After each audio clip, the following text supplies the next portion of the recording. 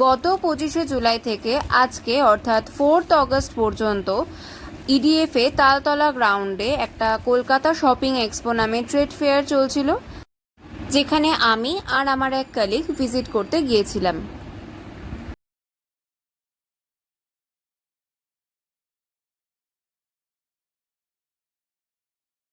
YouTube এবং Facebook জুড়ে অনেকের ভিডিও দেখেছি যেখানে অনেক কম দামে অনেক কিছু পাওয়া যাচ্ছে, কিন্তু সেরকম কিছু আমি দেখিনি। মানে খুব যে কম দামে পাওয়া যাচ্ছে এরকম আমার মনে হয়নি। তবে সব জিনিসটাই অনেক দামে পাওয়া যাচ্ছিল এমনটা নয়। কিছু বইয়ের দোকান আর কিছু গয়নার দোকান আমি দেখেছিলাম, যেখানে আমার জিনিসপত্রের দাম রিজনেবল মনে হয়েছে।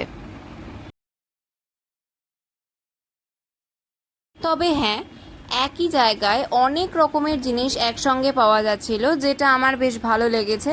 আর আমার জায়গাটা ঘুরেও বেশ ভালো লেগেছে, আমি অনেকটা এনজয় করেছি এখানে।